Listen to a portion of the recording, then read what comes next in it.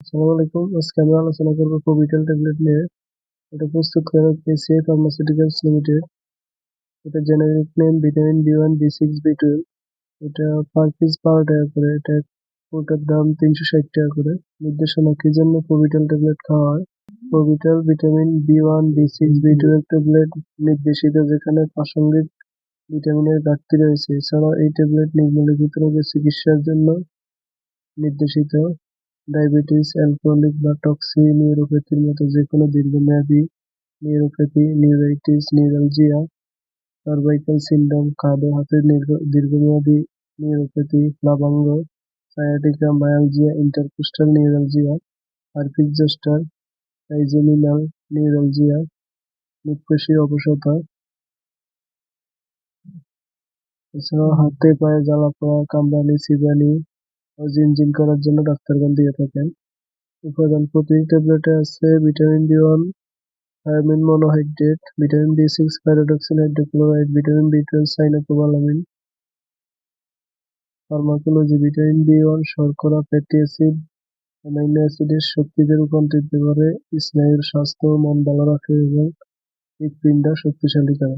Vitamin বি6 লোহিত রক্তকণিকা, protein, neurotransmitter যেমন serotonin তৈরি করে এবং জমাকৃত শক্তি মুক্ত করে হৃদরোগ, স্ট্রোক, অবসাদ ও অনিদ্রা দূর করতে সাহায্য করে।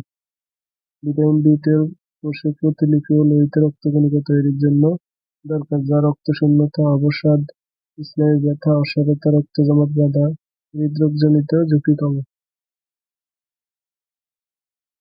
মাত্রা ও সেবন বিধি: 1 থেকে 3টি ট্যাবলেট দৈনিক অথবা ডাক্তারের পরামর্শ অনুযায়ী সেবন। পার্শ্ব প্রতিক্রিয়া সাধারণত দেখা যায় না, কিন্তু কিছু কিছু ক্ষেত্রে অ্যালার্জির প্রতিক্রিয়া দেখা যায়। গর্ভাবস্থায় স্তন্যদানকালে মুখে সেব্য ট্যাবলেট অনুমোদিত, কিন্তু ইনজেকশনের ব্যবহার বেনজাইল অ্যালকোহলের উপস্থিতির কারণে অনুমোদিত নয়।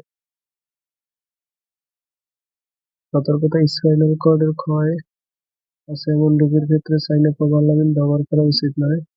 সাইনোকোবালামিন উচ্চ প্লাজমা ঘনত্ব সংশ্লিষ্ট অপটিক নিউরোপ্যাথির চিকিৎসার জন্য ভিটামিন বি12 বা সাইনোকোবালামিন মুখপাটি উপযোগী নয়। Paramedical class specific combined vitamin preparation